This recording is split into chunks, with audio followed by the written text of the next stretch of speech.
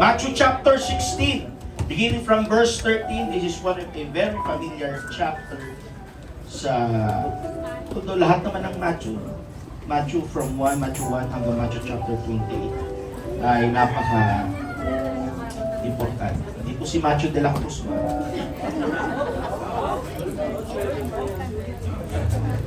Verse 13, when Jesus came into the coast of Caesarea Philippi, He asked His disciples, saying, Whom do men say that I, the Son of Man, am? And they said, Some say that thou art John the Baptist, some Elias, and others Jeremiah, or one of the prophets. Verse 15, Jesus is asking to His disciple, He said unto them, But whom say ye that I am? Ano sa Tagalog yan? But whom say ye that I am? Sino may Tagalog? Anong sabi sa Tagalog na yan? Kung sino ako sa pagkakakilala nyo sa akin. And Simon Peter, ang pinakamalakas na loob, ang sumagot. And Simon Peter answered and said, Thou art the Christ, the Son of the living God. And Jesus answered and said unto him, Blessed art thou, Simon Bar-Jonah, for flesh and blood hath not revealed it unto thee, but my Father which is in heaven. And I say also unto thee, sabay-sabay po nating basahin ito, 1, 2, ready, go. That thou art Peter, and upon this rock I will build my church, and the gates of hell shall not prevail against it. Verse 19, and I will give unto thee the keys of the kingdom of heaven, and whatsoever thou shalt bind on earth shall be bound in heaven, and whatsoever thou shalt loose on earth shall be loosed in heaven. Then charged he his disciples that they should tell no man that he was Jesus the Christ. From that time forth began Jesus to shew out unto his disciples how that he must go unto Jerusalem and suffer many things of the elders and chief priests and scribes, and be killed and be raised again the third day. Wala akong ibang kilala na Savior o Panginoon ng ibang tao na nabuhay. Tanging si Jesus Christ lang. And you are blessed by God. Why? Sinasamba mo yung Panginoon na nabuhay sa ikatlong araw. Oh, hallelujah. Thank you, Jesus, for this privilege. Makapagsilbi tayo, malaking pribilehyo na masamba natin yung Panginoon na nabuhay, na nagpatunay, mga kapatid. Si Confucius hindi nabuhay, si Buddha hindi nabuhay, ang Panginoong Jesucristo lang. Verse 22, then Peter took him and began to rebuke him, saying, Be it far from thee, Lord, this shall not be unto thee. Watch this, verse 23. But he turned and said unto Peter, a minute after, Jesus gave the keys of the kingdom of heaven to Peter. But think of this. But he turned and said unto Peter, a minute after lang nito, Get thee behind me, Satan. Bigla na pong tinawag ng Panginoon si Pedro na, Satanas, tumabi ka sa harapan ko, sagabal ka. Pero yung mo binigay sa kanya yung susi. Sabihin na natin, nagbasa lang tayo kanina. Tapos ngayon, rebuke na agad siya ng ating Panginoon. Satanas! Get thee behind me. Thou art an offense unto me. And NIV, nabasa ko, you are stumbling block. Sagabal ka. Bigyan lang ng susi, Brother Roger. Then, nirebuke agad siya ng Panginoon. Satanas. Satanas, sakit din. For thou savorest not the things that be of God, but those that be of men. Last two verse, then said Jesus unto his disciples, If any man will come after me, let him deny himself and take up his cross and follow me. Basahin nga natin ulit ang verse 24, 1 to ready, go. Then said Jesus unto his disciples, If any man will come after me, let him deny himself and take up his cross and follow me. Whew! Napakalalim yan, mga kapatid. I-scrutinize pa natin yung sinabi ng ating Panginoon. For whosoever will save his life shall lose it, and whosoever will lose his life for my sake shall find it. Yung verse 26, hindi ko na sinama, but the Bible tells us dyan, mga kapatid, for what shall it profit a man if he gains the whole world and loses his own soul? Or what shall it a man give in exchange for his soul? Maangkin man natin ang lahat ng meron tayo. Meron ka mang milyones sa bangko, meron ka mga magagarang sasakyan at mga titulo ng bahay, hindi mo naman madadala yan doon sa pangalawang buhay. Ang tanging magmamatter sa buhay natin, yung pananampalataya na meron tayo ngayon. Come on, kailangan ko na malakas na palakpak mga kapatid. Hallelujah! Before I give this title of this preaching sermon, purihin po natin ang ating Panginoon. Mamusap ka, Panginoon! Mamusap ka! Ipasap ka!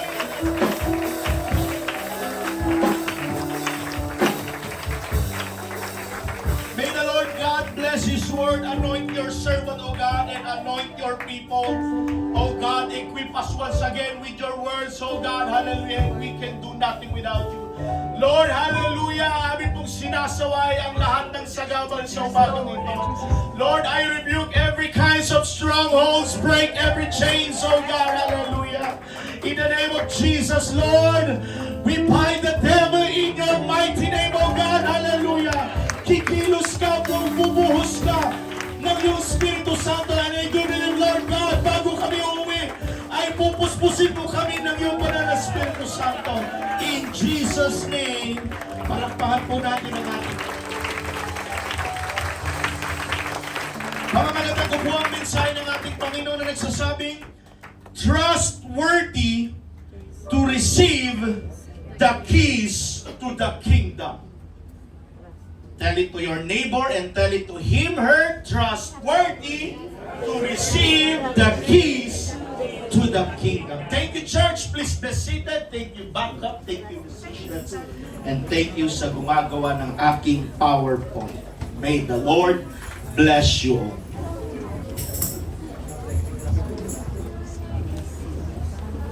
One of the greatest privilege in life is not simply being given something valuable. It is being trusted with something valuable. Let us talk about pagtitiwala o trust. Because there is a difference being receiving a gift and receiving responsibility. Alam nyo mga kapatid, halimbawa na lamang, ang bangko po mga kapatid ay hindi po basta-basta magtitiwala sa iyo ng malaking pera dahil talented ka. Ang hinahanap po ng bangko mga kapatid ay yung may integrity, yung mapagkakatiwalaan. Why? Because trust is earned. Wala nag-amen? Sa relasyon nga, di ba mga kapatid, kapag naloko, nag-cheat ka o na-cheatan ka, hindi mo naman basta-basta, hindi mo na kagad basta-basta ma-earn yung trust ng tao, yung sininta mo, di ba? Bakit? Ika nga daw mga kapatid, ang trust ay parang sticker daw yan mga kapatid sa una. Pagkakapit-kapit, subukan mong tanggalin at subukan mong ibalik. Didikit pa rin siya pero hindi na singkapit nung una mong dinikit. Amen? Ganyan po ang trust mga kapatid. Yes, ganun po kaimportante ang tiwala. Madali pong tumanggap ng gift, ng regalo. Madali pong tumanggap ng mga promotion. Pero po, ibang usapan na kapag sinasabing, ikaw ang pinagkakatiwalaan ko. Tingnan mo nga yung katabi mo kung mapagkakatiwalaan. O mukhang gagawa ng krimen yan. Pag ang reaksyon ng katabi mo ay gumanon, hindi mapagkakatiwalaan. Diba? Para sa inyo, young people, kapag binigay sa inyo ng mga magulang niyo yung ATM card niyo, halimbawa, ni Brother Abby, asa si R. Jemson. Halimbawa, pag kay R. Jemson, binigay yung ATM mo, susi ng sasakyan, nilipat mo na lahat yung buong asset ng bukol. Diba? Yung mga titulo ng lupa, nilipat. Ginagawa mo yun Dahil mapagkakatiwalaan yung tao. Amen? Ano ang ibig sabihin nun? Mapagkakatiwalaan. Anong pakiramdam kapag sino may vault dito sa bahay? May vault, di ba? Anong pakiramdam sa inyo yung people, yung tatay o nanay mo, pinagkatiwala sa iyo yung password ng vault nila? Ibig sabihin nun, mapagkakatiwalaan. Amen? Mga kapatid, totoo po na masarap pong tumanggap ng mga blessings. Tama? Pero alam niyo po, ang pinakamalaking pribilehiyo sa umagang ito ay yung sabihin ng ating Panginoon sa atin, anak, pinagkakatiwalaan kita. Hello? Ang pagkatiwalaan tayo ng ating Panginoon. Marami pong gustong tao, maraming taong gustong gamitin ng Diyos, gustong mamuno, gusto ng ministeryo, pero bago ibigay sa atin ng Diyos ang responsibilidad, lagi po siyang nagtatanong sa atin, by means of reading your Bible, by in your prayer, lagi siyang nagtatanong sa atin, anak, can I trust you? Hindi niya tinatanong sa atin, ilang taon ka ng Kristiyano, anak? Matalino ka ba? Marunong ka ba? Magaling ka ba sa instrumento? Walang ganong tinatanong ang ating Panginoon. Isa lamang po ang tinatanong ng Diyos sa atin, yung mapagkakatiwalaan tayo. Amen? At ito po ang dahilan kung bakit napakahalaga po na pag-aralan po natin. Ito pong Matthew chapter 16, na unang beses pong binanggit ni Jesus Christ ang salitang church. Everybody say church. Church. At sa pareho pong pagkakataon, binanggit din niya po ang isang bagay na napakahalaga. Yung tinatawag na the keys to the kingdom of heaven. I thank God, mga kapatid, why hindi po binigay ng Panginoon ang susi na yan sa mga Pariseo. Hindi binigay ng Panginoon ang susi na yan sa mga Saduceo, yung mga matatalinong tao noong panahon nila. Salamat sa ating Panginoon, binigay niya kay Pedro.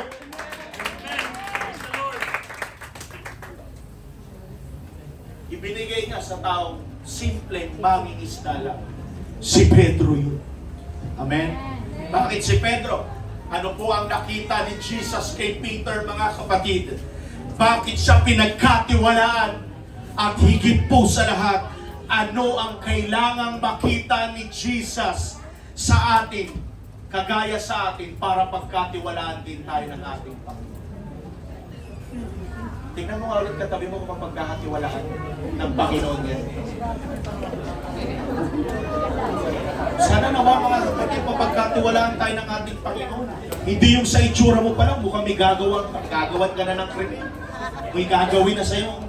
Mukha pa lang, ka-suspect.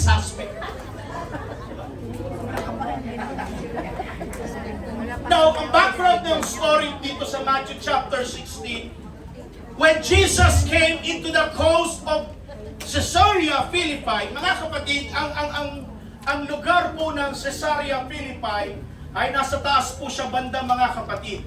Yan po yung, ito yung Galilee, dito banda po ang Caesarea Philippi. Nandyan po that time sa Matthew chapter 16, si Jesus kasama po ang kanyang mga alagad, at hindi po random lang yung lugar na napili ng ating Panginoon. Amen? At base po sa mga Bible scholars, mga kapatid, ang lugar po ng Caesarea Philippi, isa po ito sa pinaka-idolatrous na lugar noong unang panahon. Punong-puno po yan ng mga rebulto. May templo pa po yan para kay Caesar. Alam niyo yung story sa Matthew chapter, if I'm not mistaken, mga kapatid, yung story na the imperial tax. Alam niyo yung story na yan? Na dapat magbigay kayo kay Caesar. Sa kabangyaman kay Caesar. No, dito po sa Matthew chapter 16, ginawa po nila mismong, ano ba yung sinasamba nila si Caesar? Meron pa dyan, mga kapatid, templo para kay Pan. Pan ang pangalan ng Diyos-Diyosa nila, mga kapatid. Ang Diyos ng mga Griego. At may isa pong malaking bangin.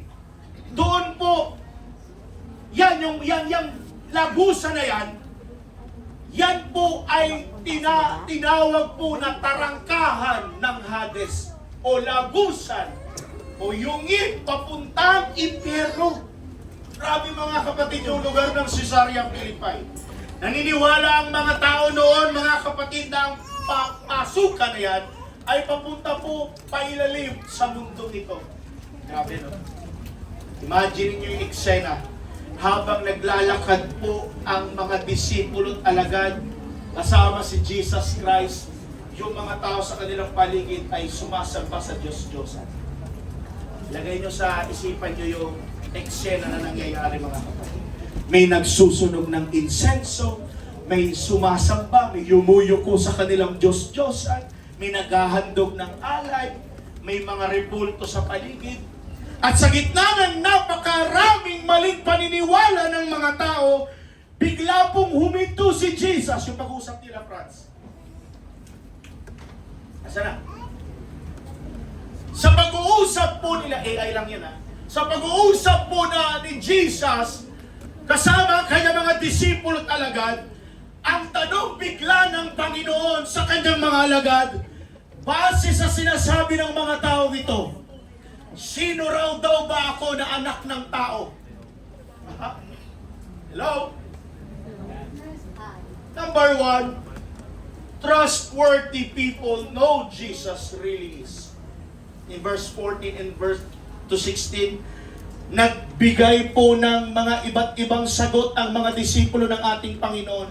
Ang sabi nila, malamang nila Pedro, ni Santiago, ni Tadeus, ang sabi nila mga kapatid, ikaw, si Propeta Jeremias. Ikaw, si John the Baptist. Ikaw daw, si Prophet Elijah. Pero pagkatapos, tumingin si Jesus sa kanila. Yun ang pagkakasabi ng ibang tao sa atin. Ito ang ganda ng Panginoon na ginawa ng Panginoon. Ang ganda, habang tinitin na yung mga nagsasamba sa Diyos-Diyosan. Lagay niyo sa isipan niya eksena. Biglang tumingin si Jesus sa kanilang mga disciple. Kayo ba? Sino ba ako sa pagkakilala niya? Wow! Parang sinasabi ng Panginoon, ako kasama niyo ako matayan. Siguro na naman kilala mo ako, Arvin Custodio. Ako si Jesus Christ. Tanungin ko kayo, sino ba ako sa pagkakakilala niyo? Sila ang pagkakakilala sa akin, ako ay isang propeta na pinadala dito. Sabi nila, ako si Prophet Elijah. Sabi nga ng iba, ako si John the Baptist. Pero kayo mga alagad ko, sino ako sa pagkakilala niyo? Tanungin ko kayo mga kapatid. Ano ba ang pagkakakilala niyo sa Panginoon? I'm looking to your eyes. Sino ba si Jesus Christ sa pagkakakilala niyo? Tagapagbigay lang ba ng blessing? Come on! Tagapag-ingat lang ba? Si Jesus ba yung sa panahon na baon ka sa utang, siya ang tatawagan mo? Si Jesus ba yung taga-protect? Yes, lahat yan, yes. Pero sino ba talaga siya sa pagkakakilala natin kung bakit natin sinasamba ang Panginoon? Kung bakit natin siya itinataas? Kung bakit sa tagal ng panahon nagsama-sama tayo sa isang lugar na to? Para purihin siya? Sino ba sa ating pagkakakilala ang ating Panginoon? Sabi ko sa inyo, straight look. Straightforward sa inyo kapatid, kung ang Panginoon pagkakakilala mo lang, siya ay nag-iingat, nagpapala sa iyo, mababaw ka kapatid. Pero dapat nating malaman na yung Jesus Christ na nagkatawang tao, siya rin ang Panginoon nating Jesus. Amen? The Bible says, without no controversy, great is the mystery of God. God was manifest in the flesh. Wala nang pagtatalo dun. Si Jesus Christ mismo yung nahayag sa langit.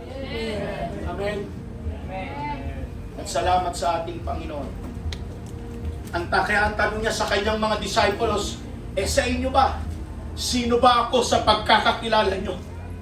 Actually mga kapatid, napaka-personal po ng tanong ng Panginoon. Hindi na tungkol ito sa ibang tao, sa opinyon ng ibang tao. Ang tinatanong niya, mga anak niya na mismo, who do you say that I am? Kaya napaka-importante mga kapatid, magkaroon po tayo ng sariling pagkakakilala sa ating Panginoon. John chapter 17 verse 3, now this is eternal life, that they know you, the only true God, and Jesus Christ, whom you have sent. Hindi po sapat ang pananampalataya ng asawa mo lang, kaya ka nagsisimba dito. Hindi po, young people, hindi sapat na kilala mo ng magulang mo ang Panginoon, kaya ka nagsisimba. Amen. Hindi dahil kaya ka nagsisimba dahil sa mga magulang mo, no. Amen. Kailangan mong makilala talaga si Jesus Christ. Tanungin ko kaya yung people, may malalim na ba tayong encounter sa Panginoon? O pag tinanong kayo, bakit ka nagsisimba? Tatay ko kasi Kristiyano eh. Active kasi sila sa church, may ministry sila. Yun ang sagot mo, mababaw ka pa kapatid. Pero dapat magkaroon tayo ng sarili nating pagkakakilanlan sa Panginoon. Ang hinaharap ng Panginoon sa atin dito mga kapatid, yung mapagkakatiwalaan tayo ha. Tignan mo muli katabi mo kung mapagkakatiwalaan. Hindi ibig sabihin mga kapatid na ang mga magulang natin, although legacy, naipasa natin na yung Diyos na pinaglilingkuran namin ay maipasa namin sa ating mga anak. Pero liwanagin natin mga kapatid, mahirap yung nananampalataya lang sa Panginoon. Hindi pa lang nananampalataya sa Panginoon eh. Kumbaga nananampalataya yung mga anak natin sa atin lang dahil ikaw ay Kristiyano. Ikaw ay nagsisimba, active ka sa church, may ministry ka. Pero sila, paano sila mga kapatid? Kinakailangan din nilang maranasan ang Holy Ghost. Kinakailangan din nilang maranasan yung mapaiyak. Masaktan minsan sa pangangaral. Magsaway sa pangangaral. Bakit? Alam niyo mga kapatid, kung walang mga masasakit na pangangaral, hindi tayo titibay. Hindi lalago tayo mga kapatid. Kung palagi ditong sinasabi sa pulpit, puro mga comfort lang sa atin. Anak, kamusta ka na? Gusto mo ng pagpapala? O ito, candy. Gusto niyo ba ganyan ang ating Panginoon? Tandaan niyo ang Panginoon, He is the God of love. But do not forget that God is a God of wrath. Amen. Nagsasaway din ang ating Panginoon. Yung wrath mga kapatid, yung dulo niyan pangkawit sa atin na minsan nalalayo na tayo sa presensya ng Panginoon. Hallelujah. Kaya yung mga backslider, makinig kayo, huwag natin sila husgahan. Amen. Isa kasi, sinasabi natin sa kanila, wala na yung pastor. Tigas na puso niya. No, kapatid. Watch your words. Baka ikaw ang ma-backslide at hindi makabalik sa Panginoon. I warn you, church, huwag nating sabihin na, wala, natisot kasi ang pastor, tinan mo. Malulumpo na yan. Mababaon sa utang yan. Hindi yan makakaahon. At sukat na ika-backslide niya. No, mga kapatid. Mahirap na. Ang Panginoon pa naman, hindi natin alam kung paano mag-isip. Baka yung mga sinasabi natin against to your brothers and sisters, bumalik sa atin yan. Nakakatakot yun. Kaya mag-ingat tayo sa ating mga pananalita. Everybody say, praise the Lord. Praise the Lord. Dapat ang sagot nyo mga young people kapag tinatanong kayo na, Kristiyano ka ba? Dapat ang sagot natin, nagsisimba ko dahil kilala ko mismo si Jesus. Naranasan ko ang kanyang pag-ibig. Naranasan ko ang pagpapatawad ni Kristo. Siya ang Panginoon at tagapagligtas. Makinig kayo, ang pananampalataya namamana ba? For me, it is not. Kailangan pagsumikapan mo rin. Amen? Kami ni Joas, hindi kami naligtas dahil pastor ang tatay namin. Walang kinalaman yun. Kayo, hindi kayo naligtas young people dahil Kristiyano mga magulang nyo. Maliligtas tayo kung susundin natin ang proseso ng ligtasan. Kung susundin natin lahat ng mga utos ng ating Panginoon. Amen? Darating ang panahon young people. Hallelujah! Walang daddy at mommy na haharap sa'yo kapag nasa gitna ka. Nasa harapan mo yung tukso. Hindi habang panahon kasama mo ang mga magulang mo, walang magtatanggol sa'yo. Ang tanging magliligtas sa'yo, pananampalataya mo. Kaya nga kayo mga young people, huwag kayong pabebe sa school. Yes, amen. Huwag kayong palamya-lamya sa school. Uso pa naman sa school yung binubuli. Yung pasimba-simba, Christian po kasi ako eh. May Kristiyano pala mo, Rocky! Bubulihin ka ng mga classmate mo! Professing Christian ka pag ganun ka. Kristiyano ka pala, ba't ang lakas mo magmura kanina? Nag-PI ka pa nga eh, nag-bad fingers ka pa nga kanina eh. Kristiyano ka pala, Marlon? Hindi halata! Di ba? Uso pa naman yung binubuli sa church. Eh kung pinagpalaki mo na Christian ako, UBC. Oh! Talaga? Christian ka? Kumakain ka nga ng dinuguan eh. Yung-order pa ba dito ng dinuguan? Magkaliwanagan tayo mga kapatid! Hallelujah!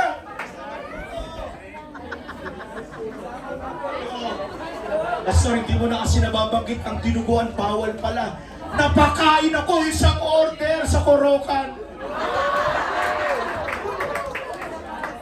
Kahit ang bata ka. Makain ka pa ng Betamax. Diba? Kumakain ka pa ng balot! Young people na hindi pa nakakalam ng ating doktrina, pinagbabawalan po tayo ng Panginoon sa mga bagay na yan, ha? Ha? Itanong nyo na lang po sa akin, bakit bawal po? Text me, privately, chat me, at pagkatapos ng tanong, send Gcash na lang. Marami mga young people na nagtatanong sa akin, Pastor, pingin naman po ng letter. Kasi, bawal po lang magpantag-jogging passes. Ngayon ko lang nalaman. You are accepted, ngayon mo lang nalaman, pero ngayon alam mo na. Amen. Alabitin mo nga yung kapwa young people mo, alam mo na yan eh. Kinakabisad. Kailangan ba bang i-remind ka? Mahirap kasi mapagkamala tayong professing Christian sa school. Pinagmalaki mo na anak ka pa ng pastor. Nakakahiya. Kahit na nga lang sa mga magulang mo, kahit hindi ka na kahit makilala ka sa school na mabait ka, masunurin ka, may takot ka sa Diyos, pero yung mga magulang mo sa bahay, tisod ang nanay mo sa'yo. Hindi ka nagliligpit ng higaan. Salamat sa malakas na dance. Si Arben. Now, balik tayo. At dito po nagsalita si Pedro. Isa po sa pinakamagandang confession sa Bible, mga kapatid, that Peter said, "You are the Christ, the Son of the living God." Napakalalim ang sinabi ni Pedro na yun. Meaning to say, Peter, buong tapang niyang sinabi that you are the Messiah. You are the living God. You are the Son of the living God. Ibig sabihin, ikaw, Panginoon, Jesucristo, ang hinihintay naming tagapagligtas, ang katuparan sa lahat ng mga propesiya noon. Ikaw ang Diyos na nagkatawang tao. Naintindihan po ni Pedro. Mga kapatid, dito po nagsimulang mapagkatiwalaan ng Panginoon si Pedro. That is why Jesus Christ gave him the keys. Mga kapatid, huwag kayo malito hindi po literal na susi yan. Keys it is talk about authority, yung trust. Mga kapatid, yan po ang ibig sabihin po ng keys. Mga kapatid, hindi po sa haba ng panahon sa church natin nagsisimula ito po sa tamang pagkakakilala po natin kung sino po si Jesus. Naniniwala ba kayo na maraming taong kilala si Jesus? Yes, marami. Kahit kayong kapitbahay namin kilala eh. Pero ang lakas mag-tong-its. Alam ni Ate Minda yan, doon sa talipapa doon sa kabilang side ng airspeed, mga kapatid. Sabihan mo, kilala si Jesus Christ, Ama, Anak, Espiritu pa nga, alam eh. Pero durugis na. Oh. Sugarol. Ang daming mga bata doon tuwing gabi at tinigta nakatambay sa tricycle. Ba? Kilala nila si Jesus Christ. Pero ang tanong, malalim pa. Mababaw lang ang pundasyon. Maraming mga professing Christian ang nagkalat dyan, mga kapatid. Nakaramdam lang ng konting kasiyahan, napaiyak lang sa loob ng church, nakaramdam na pumapalakpak. Ang ganda-ganda pala ng vibe sa church, pero hanggang dun lang. Wala yung alam mo yun, yung pinaka-importanteng bahagi kung bakit tayo nagsasama sa Panginoon. Hindi ganyan ang pagkakakilala ni Pedro kay Jesus, mga kapatid. Hindi na nakita si Jesus Christ na solusyon lang sa kanilang mga problema. Nakita niya si Jesus bilang Panginoon. Alam niyo, kantang nais ko, ibigin ka hindi dahil sa mga pagpapala. Nais kong ibigin ka hindi dahil sa himala.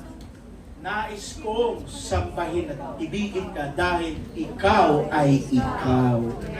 Hindi tayo nagsasamba dahil pinagpapala tayo ng Panginoon. Hindi tayo nagsisimba dahil may mga miracles, pinagaling ka ng Panginoon. Mababaw yun! Sambahin natin siya dahil si Jesus Christ mismo ay ang Panginoong tao. Panginoong Jesus na nagkatawang tao. Maliwanag pa sa inyo yun, mga kapatid? Parang ang hina ng amen. Maliwanag pa sa atin yun? Palakpakan natin ang ating Panginoon. Church, tandaan po natin, hindi binibigay ng Diyos ang susi ng kanyang kaharian. Sa mga tao, ang tingin lang sa Panginoon ay convenience lang. Because Peter earned trust. Jesus trust. Number 2, revelation comes before responsibility. Pagkatapos po magsalita ni Pedro, napakaganda ng sagot ni Jesus, Matthew chapter 16 verse 17. Blessed are you, Simon Bar-Jonah, for flesh and blood has not revealed this to you, but my Father who is in heaven. Mga kapatid, pansinin ito. Ang sabi ni Jesus, hindi mo ito nalaman sa sarili mong karunungan, but by my Father who is in heaven. Napakalagang prinsipyo pala, mga kapatid, na sa kingdom ng ating Panginoon, revelation always comes before responsibility. Bago ka pagkatiwalaan ng Diyos, kailangan mo munang matutong makinig sa salita ng Diyos. Amen? Bago ka gamitin ng Diyos, kailangan mo munang makilala ang Diyos. How can you serve kung hindi mo kilala kung sino yung pinagsaservan mo? Amen? Bago tayo maging leader, kailangan mo munang dumaan sa pagiging disipulo. Amen? Minsan kasi sa ating mga Kristyano, gusto natin agad assignment eh. Gusto na agad natin outcome, bunga kagad. Pero hindi ka marunong sa mga unang stage. Diba? Sa panliligaw na nga lang, text mo muna yun. Paalam ka muna sa pastor. Paalam ka muna sa magulang ng liligawan. Hindi yung mag-over the bakot at diretso ka sa second floor ng bintana. Hindi gano'n ang tamang proseso. Sa Panginoon, hindi rin gano'n, mga kapatid.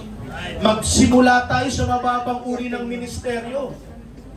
Mahilig kasi tayo, ito kakagay gusto natin eh. Pero simpleng map lang dyan sa church, hindi mo mahawakan. Nakakaya sa Panginoon yun. Gusto mo mag-drums kagad dyan. Gusto mo mag-keyboard. Pero hindi ka man lang makatanggal ng aging sa simbahan ito. Nakatanggal? Pakyut ka kasi habang pumapalo ka eh. Pakyut ka habang nagtalo ka eh. Samantalang simpleng pangangamay lang sa mga bisita, nandidiri ka pa. Ay, alcohol. Hindi ganun, mga kapatid. Ang hinahanap sa atin ng Panginoon, servanthood. Amen. Hindi mikropono. Gusto ko ng mic, gusto ko mag-lead. Ang galing ng song leader natin. Wow! Wow! Ang tanong, nagligpit ba ng higaan?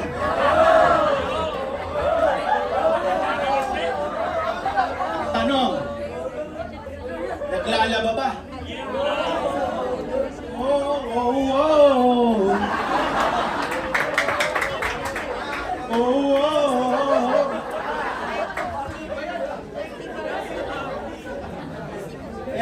masipag pa sa bahay.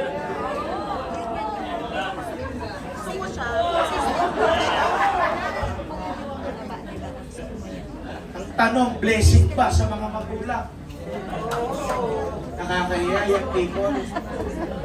Sa mata ng ibang kapatiran, wow, galing. Galing Arjun. Pero sa mata ng magulang mo, sige pastor, magsalita ka pa rin.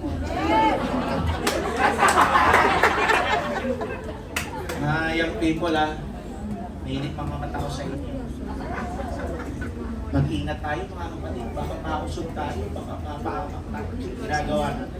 Hindi nagbibiro ang ating Panginoon. Dinadaan ko lang ito sa mga patawa-tawa pa joke-joke mga kapatid, pero seryosohin niyo po ito. Nakakaintindihan ba tayo mga kapatid?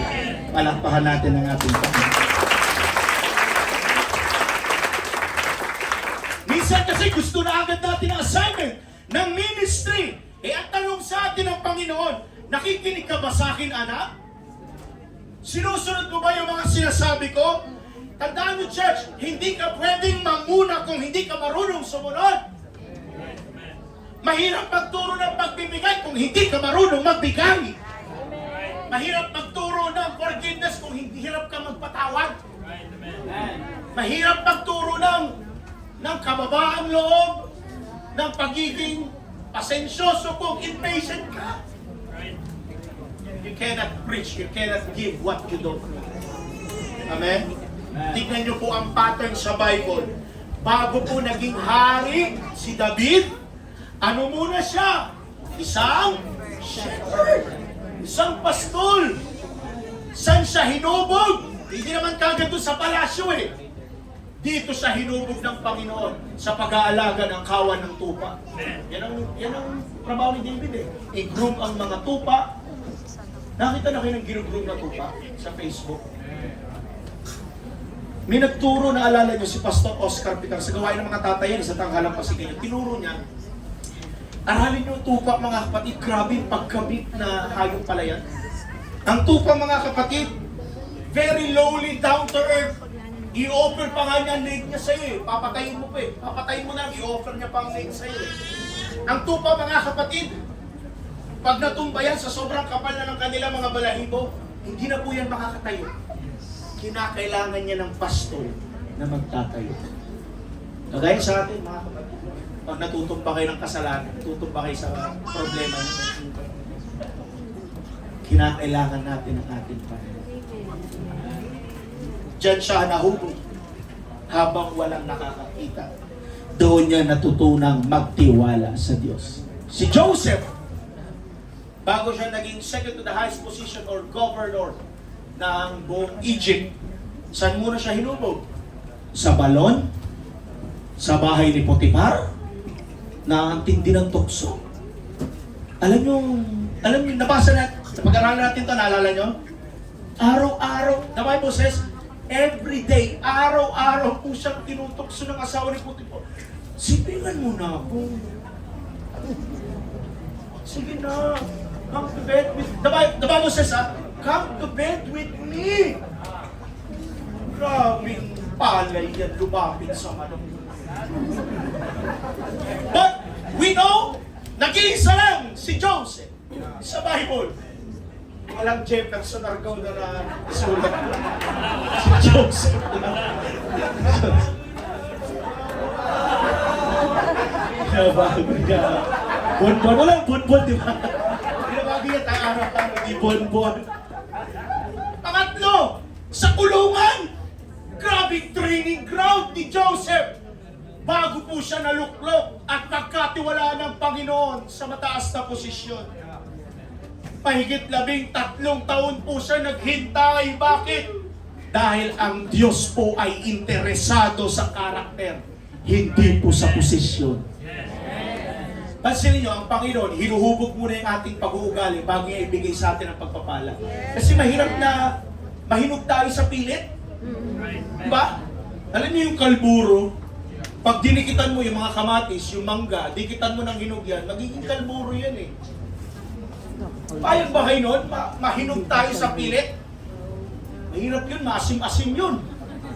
Pero kung na lumago tayo, namunga tayo nahinog tayo sa panahon. Ang ganda ng product. Kahit kung ano sa mga prutas yung papaya, yung mangga, yung saging. Bakit nga yung mga saging kayo bumili sa 7-Eleven? Ilaw pa yan. Bilhin nyo yung, marunong ba kayo tumingin? Sa mga magaling tumingin ng mga prutas, piliin nyo mga kapatid. Sa mga mangga nga, hindi porket marami mga peklas-peklas yan, pangit na yan. May mga magaganda dyan, sarap na ito Meron nga dyan, ang ganda-ganda ng hugis pero ang asim. Dapat takmao kayo sa mga manging isda, sa bibili ng isda dyan. Dapat tignan nyo yung yung kiluhan. Diba? Baka yung kiluhan ni Kuya Sam, nakalagpas mo ng gano'n. Di ba sa Facebook? Tama naman yung kiluhan. Pag binigay. Pero nung nilagay na sa supot, may nakahanda na palang nakatago dito. Yun ang binigay. Okay, mandaya mga kapatid Kasi may mga gumagawa niyan dati dito Pinipeke yung resibo. Nagpagas lang naman ng konti, pero ang laki na gas. Bumili ng equipments, auto parts. Dinagdag to, pero wala naman sa pinapabili. Okay, mandaya trabaho tayo ng marangal. Amen. Hayaan nyo na yung mga gobyerno na garapan sa kabangyaman ng Pilipinas. Hayaan nyo sila. Yan ang calling din. Yung mga calling natin. May calling din sila Palakpahan natin ang ating Panginoon. Kasi naman ang Panginoon, hindi siya nagmamadali. Tayo lang ang nagmamadali. Ano yung mga hatabi mo? Nagmamadali ka ba? Kaya hindi niya binubuo ang ministry natin Binubuo niya muna yung pagkatao natin. At kapag handa na yung puso natin, yung karakter natin, church, tsaka niya po ibibigay ang responsibilidad sa iyo. Mahirap tumanggap ng ministry, mga kapatid, na unprepared ka pa. At hindi mo naunawaan kung ano yung pinasok mo, yung binigay sa iyo. Amen? Number 3, I will build my church. Ito po ang isa sa pinakasikat na sinabi ng ating Panginoon. Upon this rock, I will build my church. Napakaganda ng sinabi ni Jesus, mga kapatid. Walang sinabi si Jesus sa panahon nila, Pedro, ikaw ang magtatayo ng iglesia ko. No! Jesus said, I will build my church. I mismo, si Jesus mismo, hindi niya sinabi na your church, hindi niya sinabi na my church. Ang church, tandaan niyo po ito ang church po ay hindi pagmamayari ng pastor. Amen. Magkaliwanagan tayo, ang church po na ito hindi pagmamayari ng Mundia family. That's right. At lalo na ang church ay hindi po pagmamayari ng UPC. Una sa lahat, wala pong UPC sa langit. Hindi po, wala pong may may-ari nito. Panginoon po ang may-ari nito. Kaya pag sinabi natin, may ministry, tao ko yan, miyembro ko yan, church member ko yan, mag-ingat tayo. Dahil ang totoo, steward lang tayo ng ating. Wala pong magmamalaki, wala pong magmamayabang sa atin ngayon. Lahat po tayo dito, mga kapatid, ay subject lang sa ating Panginoon. Si Jesus pa rin po ang may-ari at may akda ng lahat ng bagay. Nalakas po na palakpak sa ating Panginoon. Yung trabaho mo galing kay Jesus yan. Huwag ka magmayabang. Yung bahay mo na pinapaganda mo ngayon, huwag ka magmayabang. Kay Jesus galing yan. Yung magandang trabaho mo, yung magandang eskwelahan na pinasukan mo ngayon, huwag ka magmayabang. Kay Jesus galing yan. Alam niyo ba kung bakit maraming pastor ang sumusuko? Dahil akala po nila na sila po ang may responsibilidad na palakihin ng church. Nabasa niyo sa Facebook, thousands of pastors are quitting every day dahil hindi kaya ang presyo. Tandaan niyo ito, wala po sa dami ng membro yan. Wala po yan. Marami nga, konti lang naman ang faithful. Marami nga tayo, konti lang naman ang sumusunod sa kabanalan. Kaya hindi lahat ng Kristiyano maliligtas. Hindi nga lahat ng pastor maliligtas eh. Marami nga tayo, konti lang naman ang faithful sa giving. Konti ang faithful sa holiness.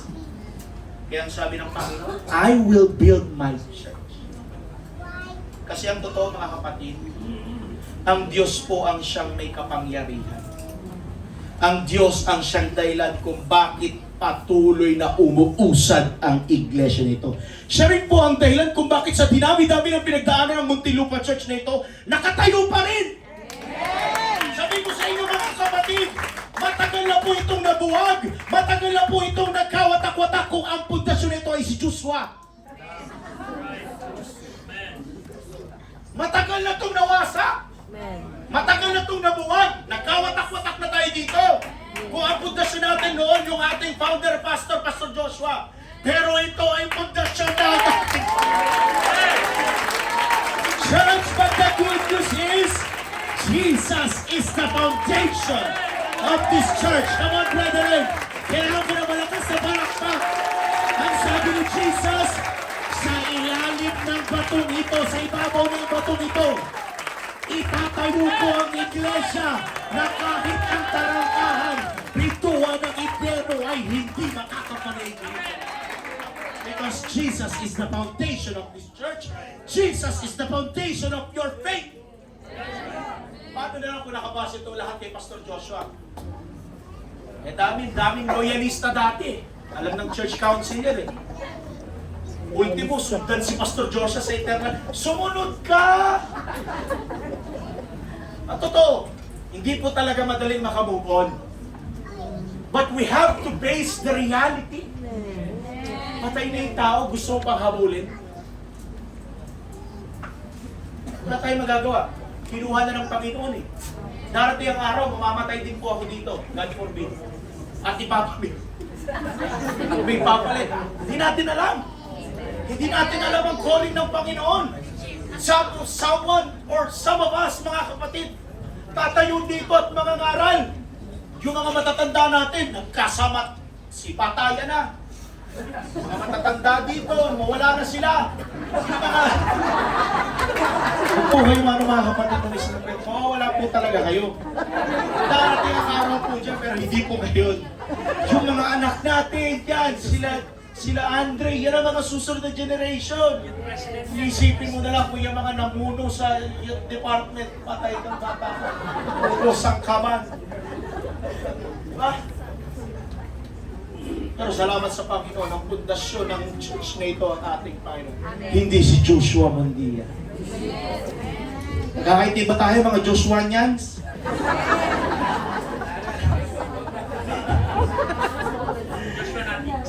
The Bible says sa ibabaw ng batong ito, itatayo ko ang aking iglesia. Church, hindi po ito grocery store. Hindi po ito vulcanizing shop. Open po ito para sa lahat mga kapatid. At pundasyon po nito ay ang ating Panginoon. Everybody shout, praise the Lord. Clap your hands to Jesus. Andiyan pa po ba kayo mga kapatid?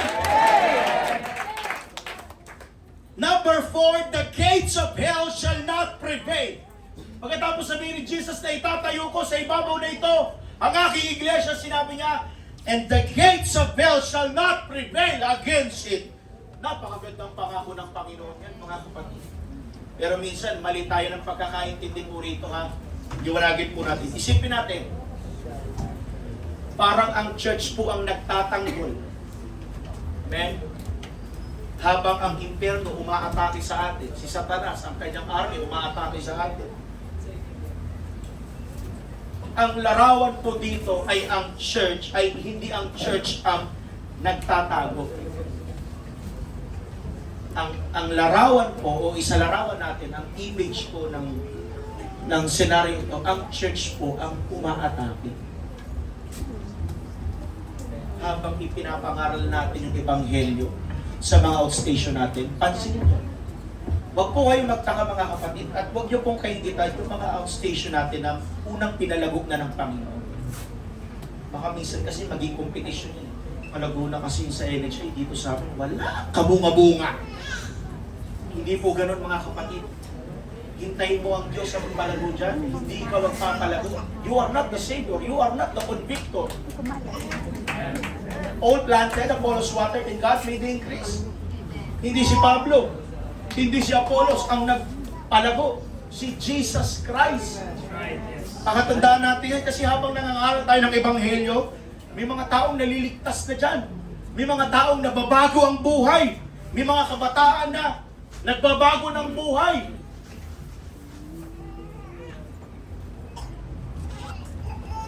Tinawag tayo para maging ilaw ng sanlibutan. Hindi tayo tinawag ng Diyos para magtago sa mundo, kundi ipagsigawan po natin ang Panginoon. Marami nagkalat sa Facebook ngayon, mga kapatid, na nung nangyari sa Tacloban, yung pamamaril. Maraming may gusto, mga kapatid, na kinakailangan ipasok talaga ang Word of God sa school. Agree ba kayo doon? Dapat lang. Kasi nagsisimula sa mga kabataan na mga kalukuhan eh. Lalo na yung high school life. High school life, mga high school days, bawat na kasama. High school days, mga high school days, na ikaw. High school life talaga, dyan natututo lahat eh. Lahat ng mga alaswan, lahat ng mga kamalian. Iba talaga ang high school life eh. Kaya payag ba kayo doon? Na magkaroon ng campus ministry? Sana mapasok natin yung MNHS, yung Pedro E. Diaz, pasukin natin yan. Kung mabigyan lang tayo ng pagkakataon. Wake up call sa atin, mga nagtatrabaho sa government. Salamat naman sa Panginoon, hindi ito kagaya ng Muntinlupa. Ako napansin nyo ba ng Muntinlupa, kahit pa paano safe pa naman. Safe pa naman. Ligtas pa naman kahit pa paano. Pero ang dami dyan mga kapatid. Pero yung mga batang kaya na, nakita nyo yung ano? Yung rugby boy na pumasok dun sa jeep, dun sa may Wilcon Depot. Na-jump pa ng mga 2 minuto, senior citizen mga kapatid. Sabi sa mga comment mga kapatid, sakto, gagamitin mo itong pag-jeep ko. Gusto ko para magpailit ng pangkataon. Wala pa namang balisong o ano. Talagang, pag naka-chair po yun ng mga talagang katapat, gulpi. Kaya ako mga kapatid, agree din ako. Yung magkaroon ng campus ministry sa loob ng mga school. Ganda kaya nun mga kapatid, isipin mo tapos nilang magturo ng math, ng English, papasok doon. Pastor Jefferson ako, mga ngaral. Ang ipapangaral, pagsisisi, di ba? Paano maligtas? Ganda nun mga kapatid. Nagawa na yan ng iba eh. Sa Summerin Province, mayroon na mga campus ministry. Sana ma-implement yan sa buong Pilipinas, no? Talagang maturuan ang mga kabataan ngayon. Kasi sa mga murang edad, mga kumakasagot sa magulang, pabalagbag eh. Sipin mo na lang, sa church na meron pa eh. Doon pa kaya sa outside? Sa church na nga lang, may mga walang hiya kumakasagot sa magulang eh. Sa labas pa kaya na walang aral? Lalo yung mga squatter dyan. Yan, matitindi sumagot sa mga magulang yan. Kaya agree ako doon na magkaroon ng campus ministry. Kasi hindi biro yun. Yung mamaril ka, ilan na namatay doon? 4 na? Yung isa, naghihingalo pa. Delikado. Kaya tinawag tayo ng Panginoon para baguhin ang mundo sa pamamagitan ng kapangyarihan ng Ebanghelyo. Kaya yung mga apostles, Acts chapter 2, after nun mga kapatid, thousands na binabaptize nila. They turned the world upside down. Sana nawa, ganun din tayo mga kapatid. Na maraming mabautisyo. Mr. Joe, ilan ang nabaptize natin from January to June? Meron na po tayo nabaptize na 20 souls. Patuloy na buhay pa rin ang iglesia. Pagunti-kunti pa isa-isa. Pero kung mag-rooted yan sila sa pananampalataya. Masave yan sila. Amen. The church is not a cruise ship built for comfort. Hindi ganyan ang church ha, na parang cruise ship na comfort. Yung may swimming pool, may mga slides, may mga sinihan. Nakakita na kayo ng cruise ship, Jess? Di ba, Jess? Ano nasa cruise ship? May sinihan pa yan, di ba? May mga bar, kompleto, may mga rooms, may mga babae. Ano ka pa ba ng mga Palestina? Mga Brazilian? Ang dami! Cruise ship! At hindi po ginawa ng Panginoon ang church na parang cruise ship. It is a battleship built for mission. Ganyan po ang church. Battleship tayo, inaatake natin. Hindi yung parang built for comfort tayo dito, hayahayang buhay. Amen? Hindi tayo narito mga kapatid para maging komportable. Narito tayo para magdala ng liwanag sa isang mundong nasa kadiliman. Amen? Mga kapatid, I encourage every one of you, magkaroon po kayo ng ministry sa church. Pastor, ano po ba magagawa ko? Mag-volunteer ka! Hindi yung kailangan pang sabihan, tulungan mo kami. I-accept mo na kagad yung kamay mo. Kung wala kang kamay, kung wala kang may tutulong, pwedeng pinansyal, mag-send ka naman ng Gcash, pang merienda naman naglilinis. Malaking bagay yun eh. Diba? Alam niyo mga kapatid, marami kami pag-uusapan ng church. Napapangitan talaga ako napapangitan talaga ako sa mga wirings natin. Parang spaghetti eh. Tignan nyo, parang spaghetti no? Lagyan mo na lang ng tomato sauce eh.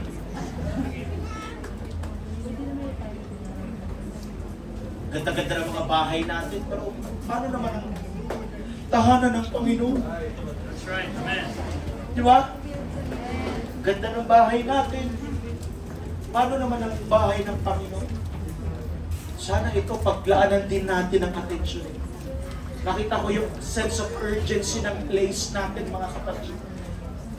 Every Sunday, bumababa ako sa mga sobrang sikip sa baba, mga kapatid. Ultimo yung mga bisita natin, mga nakatayo na. Mga bisita namin, paumanhin ko ha. Yung mga nakadating po dito ng mga 8:30 o 8:45, yung mga bisita natin, wala po silang upuan. Kapag i-adjust mo naman, mawawalan ng klase sa mga teenage adult.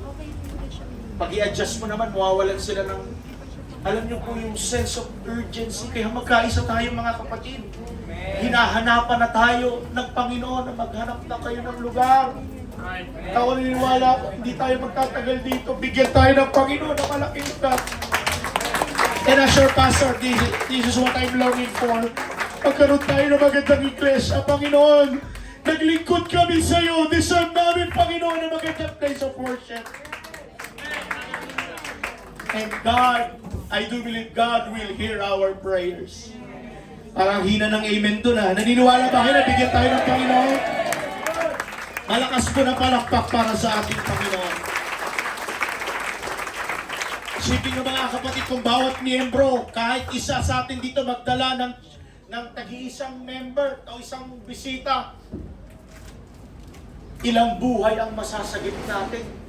Hindi kasi natin alam yung kinonvert natin, yung dinala natin sa church. Soul winner pala, hindi buong pamilya rin magsisimba na. Ilang kabataan ang mahahadlang o hindi malululong sa bisyo. At ito ang mission natin, church. Hindi lang tayo magtipon tuwing linggo. Gawin din po natin yung ating assignment. Everybody say amen. Amen. Number 5, I will give you the keys to the kingdom. Pagkatapos sabihin po ni Jesus kay Peter, mga kapatid na, o sa kanyang mga disciples na, I will build my church, may sinabi po siyang isang napakalalim muli. At ang sabi niya kay Peter, I will give you the keys of the kingdom of heaven. Ano po ba yung keys, mga kapatid? Hindi po ito ordinaryong susi lang. Yung susi na tinutukoy dito mga kapatid, it talks about authority, responsibility, and access. Kapag may hawak tayong susi, automatic po may responsibilidad tayo. Amen? Kapag binigyan ka ng susi sa opisina, automatic, pinagkakatiwalaan ka at may responsibilidad ka. Nabantayan yung nasa loob ng opisina o yung mga mahalagang bagay, mga important documents na pinaghawakan mo ng susi. Amen? Hindi tayo owner ng kingdom, mga kapatid. Mabuti na po magkaliwanagan tayo. Stewards lamang tayo ng ating Panginoon. At ang Diyos, mga kapatid, hindi po basta-basta nagbibigay ng susi. Hindi po yan basta-basta. Hindi porket sa tagal na natin mga Kristiyano. Meron nga mga matatagal na sa church, pasaway pa rin. Mga matagal na sa church niya, matitisuran pa rin. Tagal na sa church, late pa rin. Kakatampo pa yun. Hindi dahil matagal na tayong Kristiyano, kung dahil nakita niya na pwede tayong pagkatiwalaan. Amen? Kung bibigyan kayo ni Jesus kayo ng susi ng kanyang kaharian, ano ang gagawin mo? Gagamitin mo ba ito sa pansarili mo lamang? O gagamitin mo ito para buksan ang pintuan para sa iba? Sa kaharian ng Diyos, authority always comes with accountability. Mas mataas po ang responsibility. Mas mataas po ang pananagutan. Kaya huwag po kayo listen to this, huwag po kayo mainggit sa mga taong ginagamit, may mga ministry sa loob ng church. Hindi nyo po alam kung gaano po kabigat ang daladalang responsibilidad niyan. Sabi ko po sa inyo, hindi po madali magpastor. Hindi po biro ang mamuno. Ayoko kasi pagdating ng judgment day ng Panginoon, tanungin ako, kumusta yan? Kumusta ang pananampalataya ng Michael Abiso na yan? Payag ako, tanungin ako ng Panginoon, yan, late lagi yan, Panginoon. Oh. Bad report. Kaya ulitin ko mga kapatid, lahat tayo dito ay katiwala lang ng ating Panginoon. Whatsoever you bind on earth shall be bound in heaven, and what you bound or whatsoever loose on earth shall be loose in heaven. Dito mga kapatid, marami pong nagkakamaling i-interpret ito. Akala ng iba na pwede nilang i-command ang kahit ano, pwede nilang i-declare ang kahit anong gusto nila. Pero tandaan natin mga kapatid, hindi kailanman binigyan ng Diyos ang tao ng authority na kontrahin ang kanyang sariling kalooban. Ang tunay na authority ay lagi pong nakaayon sa authority po ng ating Panginoon. Hindi natin ginagamit ang authority nito dahil para gawin lang yung gusto natin gawin. Hindi po mga kapatid.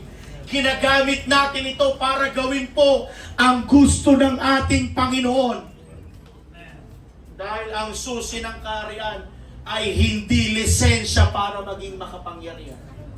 Ito po ay responsibilidad para maging tapat. Tingnan mo nga yung katabi mo, tapat ba yan? Ito po yung sinasabi natin mga kapatid kanina sa ating text.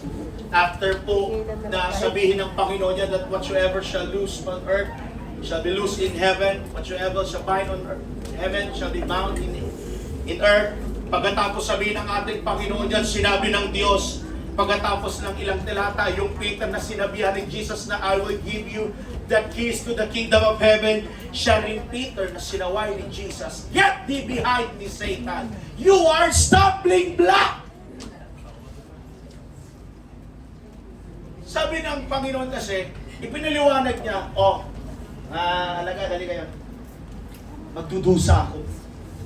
Mamamatay ako. Pero huwag kayo mag-alala, Roger, Jeff, RB. Mabubuhay ako sa ikatlong araw. Kasi sabi ni Pedro, parang hindi matanggap ni Pedro. Panginoon, kaya magbiro ng ganyan.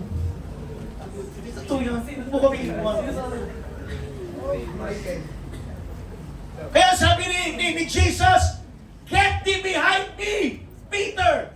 You are stumbling block, that thou art offense. Kinakailangan kasing mangyari, matupad, na magdusa ang Mesaya. Right. Sa totoo lang, tingnan natin, parang tayo lang din naman. Sa tingin natin, si Peter, parang concern lang din siya. Kung titignan nyo na malawak na story, concern lang din naman si Peter sa, hindi mong yayari yan, Lord. Ikaw pa, Diyos ka ng mga Diyos, hari ka ng mga hari. That thou art the Son of the living God. Baka pangyarihan ka. Pagka parang concern lang din naman si Peter sa magiging status ni Jesus na magdudusa siya. Pero sinaway siya ni Jesus. Get thee behind me, Satan. Grabe, no? Ilang minuto lang ang pagitan nito. Siguro mga 2 to 3 minutes lang ang pagitan ng binigay ni Jesus ang susi ng kaharian ng langit. Tapos bigla siyang sinaway ng ating Panginoon. Kanina, blessed are you, Simon Bar-Jonas. Ngayon, get thee behind me, Satan. Ang bilis ng pangyayari, no? Paano nangyari yun? Simple lang. Makinig kayo. Kanina nakikinig si Peter, ngayon nakikinig po siya sa sarili niyang isip. Mga kapatid, may malaking lesson po dito. Hindi po sapat na magkaroon tayo lamang ng revelation kahapon. Kinakailangan palang araw-araw po nating sumunod sa ating Panginoon. Hindi sapat na ginamit ka ng Panginoon noong nakaraang taon. Hindi rin po sapat na naging successful ang ministry mo noon. Dati yun! Every single day, kailangan nating isuko ang ating mga sariling kagustuhan.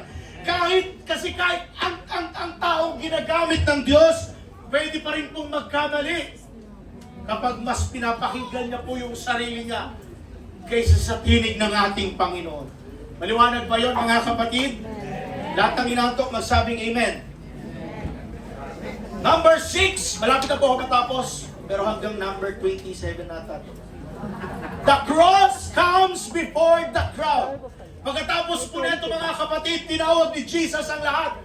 Come to me. Hindi lang si Peter. At ang sabi niya, if anyone would come after me, let him deny himself. Amen. If anyone would come after me. Basahin niyo sa Tagalog. Basahin niyo nga sa Tagalog.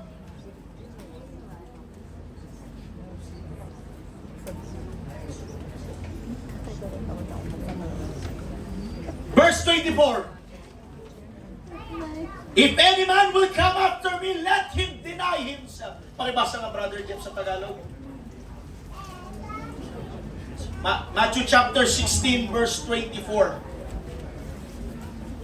Then said Jesus, yan, basahin mo. Matthew 16, verse 24. 16:24. Na magkagayoy, sinabi ni Jesus sa kanyang mga alagad, kung ang sino may taong ibig sumunod sa akin ay tumanggi sa kanyang sarili at pasanin ang kanyang krus at sumunod sa akin. See? If any man will come after me, kung sino ang gustong sumunod sa akin. Kayo, sinasabihin niya lahat ng kanyang mga disipulo talaga, kung gusto niyong sumunod sa akin, itangkin niyo muna ang inyong mga sarili. Deny yourself. Huwag niyo sundin ang sarili niyong nais, yung sarili niyong pita. Kasi sa totoo lang, mga kapatid, nung naglingkod tayo sa Panginoon, hindi na natin sarili kagustuhan ang nasusunod natin. Kagustuhan na ng Panginoon, kalooban na ng Panginoon. Pasanin ninyo ang aking pamatok, ang aking krus, at sumunod to sa akin. Mahirap bang sumunod sa Panginoon? Mahirap kung pasaway ka. Pasanin ang kanyang krus. Mabigat po ang krus ng Panginoon. Ibig sabihin, mabigat po ang ating tungkulin. Hindi po biro-biro ang pagiging Kristiyano. Right. Amen. May marami kasi mga Kristyanuhan lang dyan sa Facebook. Nakaramdam lang ng konting kasiyahan. Masaya pala sa church. Puno pala ng enjoyment sa church. Christian na sila kagad nun? Hindi po. Dapat malalim tayo, mga kapatid. Palakpakan natin ang ating Panginoon. Kung sinasabi ng Panginoon na deny yourself, ang mundo namang ito nagsasabing, follow your heart. Amen, anak?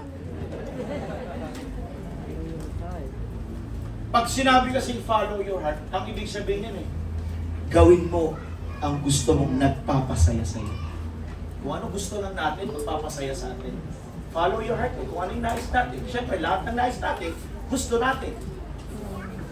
Hindi, mga kapatid. Pag sinabi kasing follow your heart, ikaw ang bida sa buhay mo Hindi mo kayang dalhin ang susi ng kaharian ng Diyos, sinasabi ko sa iyo. Kung hindi mo muna kayang buhatin ang iyong krus. Dahil bago po ang authority, may pagsuko muna. Everybody say pagsuko. Hayaan niyo pong tanungin ko kayo ngayong umagang ito. Kung bibigyan ka ngayon ng Diyos ng mas malaking ministry, mapagkakatiwalaan ba tayo? Ikaw po ang makakasagot sa sarili mo. Halimbawa, binigyan ka sa church na ito, nabigyan ka ng pastor mo na makapag-MC ka na sa church. Wow! Makapag-song lead ka na sa church. Ang tanong, mapagkakatiwalaan ka ba? Dahil lukso lang ng damdamin o bugso lang ng tao sa paligid mo. Kinakailangan kasi mga kapatid, una sa lahat, may pagsuko tayo. Binigyan ka ng pagkakataon para makapagturo ka na huwag nating sayangin, mga kapatid. Tandaan nyo, lahat po ng mga ministry dito sa church, it is a mere privilege. Right. Yung pagkatiwalaan tayo ng Panginoon na makapagturo tayo sa mga unbeliever, pribilehiyo po yan. Yung makatugtog ka dito, yung makapalo ka ng tambol, yung makatugtog ka sa gitara mo, it is a privilege. Pag sinabing privilege, pwedeng tanggalin sa iyo yan. Right. Amen. Kaya walang magmamalaki sa atin dito. Kahit ang pangangaral ng salita ng Diyos, pribilehiyo lamang po ito. Palakpakan natin ang ating Panginoon. God is not looking for impressive people. He is looking for trustworthy people. Mga kapatid, ang kwento po ni Peter ay hindi lamang po siya ordinaryong tao. Mangingisda, impulsive na tao. Sino impulsive dito?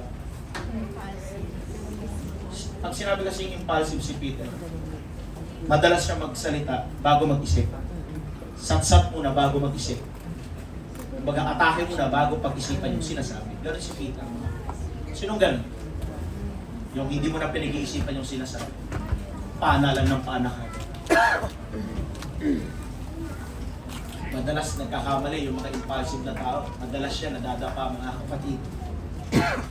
At dumating po sa punto, mga kapatid, na itinanggi niya si Jesus. Naalala niyo niya? Peter denied Jesus 3 times. Pero bakit siya ang ginamit ng Panginoon? Hindi po dahil perfecto si Peter, dami niyang aplos, kundi dahil handa siyang magbago. Yun ang hinahanap ng Panginoon sa atin. Kahit si David, mga kapatid, si David halos patapon ng buhay nung nagkasala Nagtago, nagpakayungib-yungib, nagtago talaga. Pero ang pinakamaganda kay David, marunong mag-sorry. Marunong humingi ng pagtawad sa pagkakamali. Ganun din si Peter. Humingi siya ng tawad sa Panginoon. Hindi siyang magpasaway, magsisi, handa siyang sumunod, at yun po ang hinanda ng Diyos sa atin. Hindi po perfectionist ang hinahanap sa atin ng Panginoon, faithfulness. Hindi hindi ako naniniwala, hindi hinahanap ng Panginoon yung matalino Hinahanap ng Panginoon yung marunong sumunod. Amen. Right? Hindi hinahanap ng Panginoon yung popularity, yung marunong magpakumbaba. Mga kapatid, sa huling araw ng buhay natin, ang tanong sa atin ng Diyos, pag tayo dumating na ang Panginoon, welcome thou good and faithful servant. Wala pong faithful, talented servant.